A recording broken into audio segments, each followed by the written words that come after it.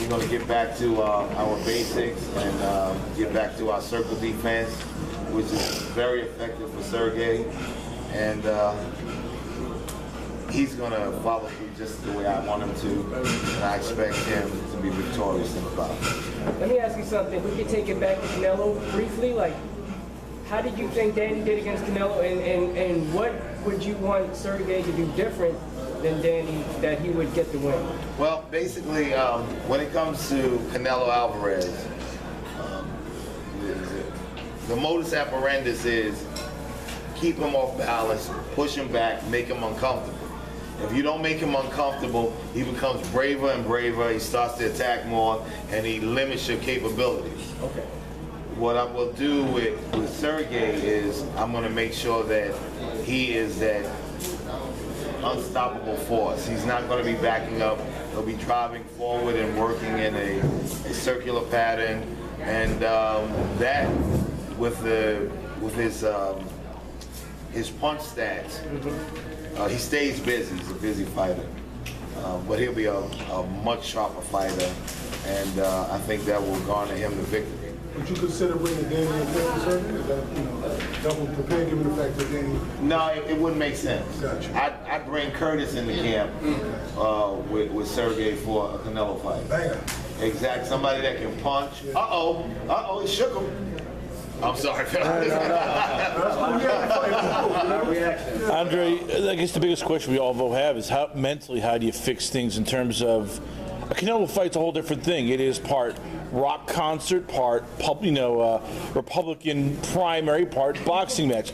He's just this force that takes over. How do you get a fighter to ignore the fact that judges will be oohed by him, the crowd will go crazy if he sneezes? He's almost fighting three different people: judges, the crowd, and the fighter against Canelo. Well, see, these are the things you have to realize. Every time I go into a fight, I've been asked this question time and time again. Are you nervous? Do you get jitters? No. I was that way when all of my guys were junior Olympic fighters, and I had to make sure they came home without being hurt, or their mothers and fathers would have a heart attack. Yeah. But as professionals, it's your job to please the public and to win your fight. I have nothing to be nervous about when it comes to that. I expect for you to give me your very all. And when you do that, you will be victorious. So, no, I'm never nervous. I don't worry about it, and I'm going to instill that in my athletes. Don't worry about the event. Make sure you garner the victory. And you do that by working as hard as you can and controlling that environment in that ring. Did Canelo's chin surprise you? Those I think it was like 3 left hooks Danny gave him in a row. No. I mean, Golovkin is one of the biggest punchers in the middleweight division, and he never shook him. So I know the kid could take a punch. I wasn't worried about that. Attrition wasn't the issue. It was making sure that you kept scoring and you kept him off balance. And that's the goal. Did you think Danny ever got him with his it shot? There was one time he really had Canelo notice what he could do. And I believe that was in the 8th or the 9th round. It was a really big shot, and he got his attention big time. But you have to follow through. I don't care how big a puncher you are. You have to follow through. If I hit you with one big shot, don't think I'm just going to rejoice and glamorize that punch. I'm going to advance and keep the pressure on and continually break you as I go through it. So repetitive attacks is how you keep a guy off balance that has a great chance. With Sergiy's style, and we see Danny's style, we see Danny defeat Sergiy extremely well, and we've seen Danny have a little bit of difficulty with Canelo. How can we figure that Sergiy would have some form of success? Well, you have to realize that once again he wasn't utilizing his circle defense. Okay. And there were key factors. Sergiy is one of my students that is very focused when we're working together. Down straight. If you just look at the fights when we're together and we're not together, you'll see that. And it will be a different story when he's in the ring with Canelo, because I'm going to guide him correctly. When you were in that fight, without obviously telling us, did you see any kinks in his armor that, you know? In Canelo? Yes. I saw a few. I won't mention them now because I know my words seem to go verbatim in there. This is what he said. We won't do that when we do this. So I'm just going to say I've seen some flaws that we can exploit and we will exploit. Can we talk about the Marco Huck fight that happened the other day? You know, obviously, it seemed like it was going in his favor. It was a little controversy with the... Yes, it was I mean, Marco is a heavyweight now. And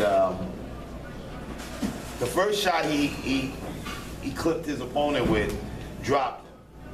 Now, the ensuing combination, which was a beautiful one at that, a right hand, hook right hand, put him on Queer Street again.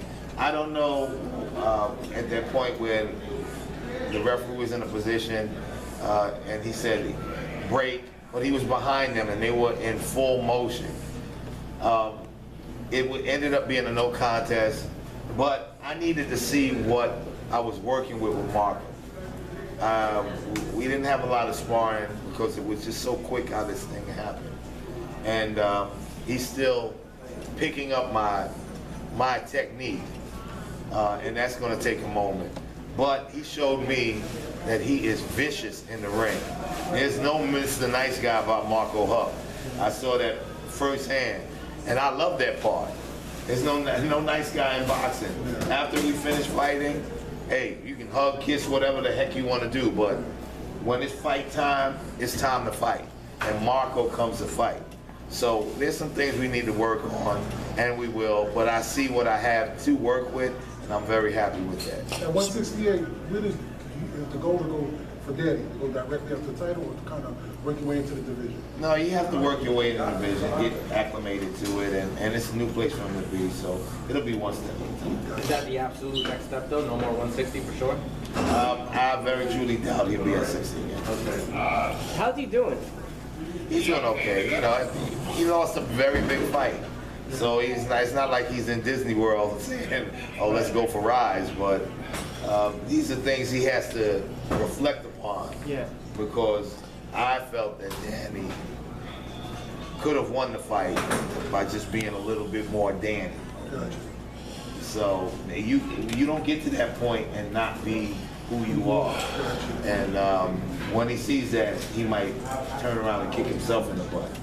I hate to say it, but is Danny too nice, like Michael Grant, in terms of, this has now been the third fight where, you know, you and I have talked, and there's been concern of a Selecki fight. You want him to jump on Selecki. Right. Lets him go.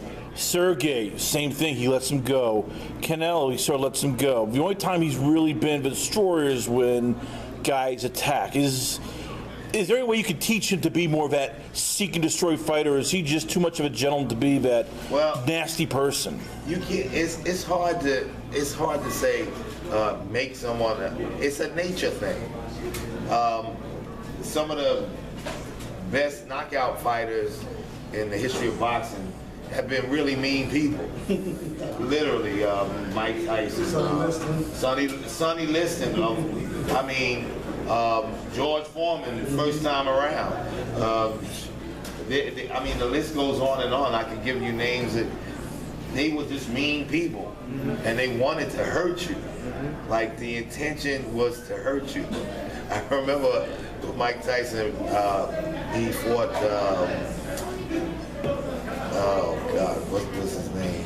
It was his first ABC fight. Was it Mitch Green? No. What was Jesse Ferguson? Jesse Ferguson. Mike Tyson was biting his lip when he was throwing uppercuts. I mean, not like I'm throwing. That's like I want to kill you, and you have to have that nature when it comes to boxing, because it's not a nice man's sport. It's a sport of attrition, and your goal is to literally render your opponent unconscious, and that's what I teach my guys to do. I teach my guys to stop your opponent, because if you stop them, you don't have to worry about the decision. Like you always say, you don't get paid overtime. You don't get paid overtime. On that same topic, Deontay Wilder's been getting a lot of flack from fans and media for his comments about wanting a body. There's a difference. Okay. There's a difference. I never said anything about killing somebody. I mean, even if that's your thought process, it's not something that you say about what you're doing. I just want to know if you think fans and media are fickle because they love Mike Tyson for the exact same things. Yeah, I mean, he would say things that were even way more out there. But I never heard him say I want to kill somebody. He said I want to drive a. He said I want to eat your kids. Stomp on your head. That's really stupid, though. But you know, I think Mike said some worse things. I said a couple. But I mean, when you say I want to catch a body, Yeah, we all.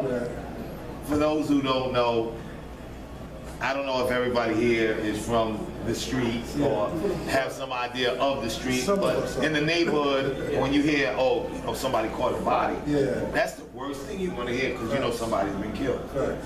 So we don't want to hear that. I don't care if you say, you know, I want to break him up, or I want to knock him out, I want to crack his head. What? Mike did say if he doesn't die, it doesn't count, though. Great. My thing is, and I could be wrong, because you know when I heard that, man, I never had a problem with it, just because I understood it to be his fighting mentality, and maybe you don't agree with that, but I didn't take it as he's walking day to day and he wants to catch a body. I was just like, that's how his fighting mentality is. No, I understand what you're saying, and rightfully so, but there's a time and a place. Okay. And especially if you know, all right, if I'm walking around and I'm like, you know what, I want to see my guys, excuse my expression, man, I want to see my guys knock this motherfucker out. Every fucking body got to get knocked the fuck out.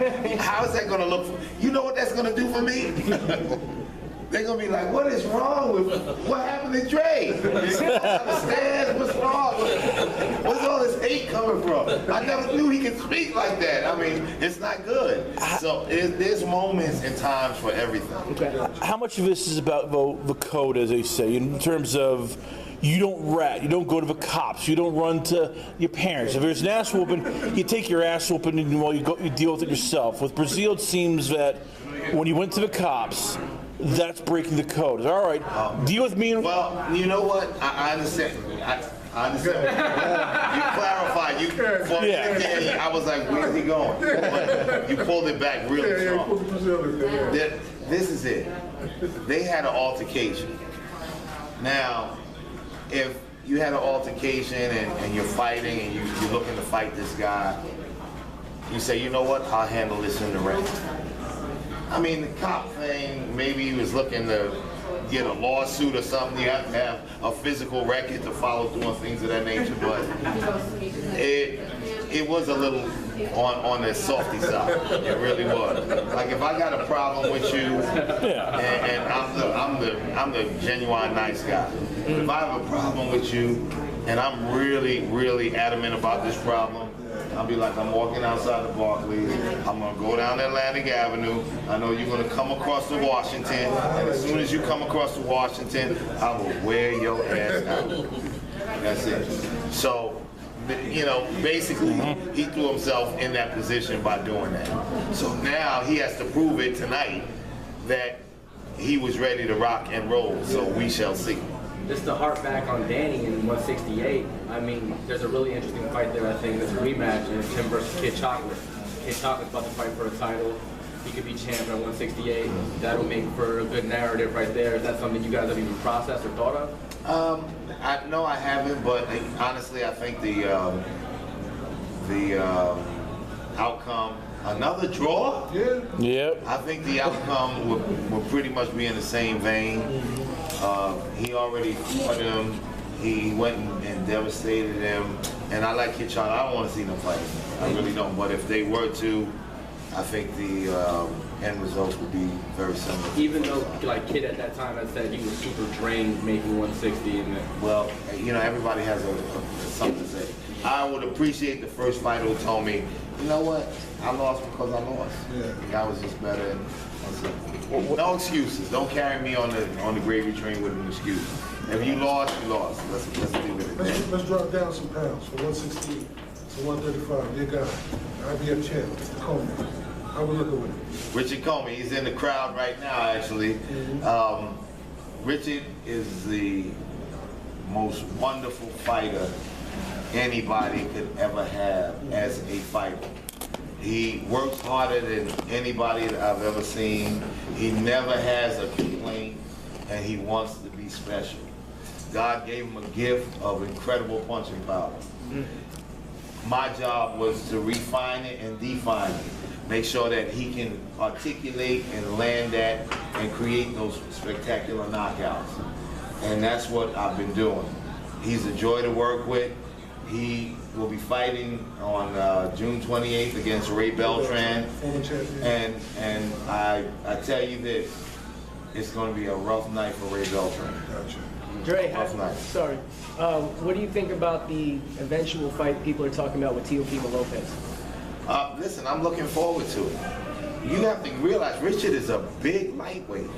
Richard is almost as tall as I am. He makes 35.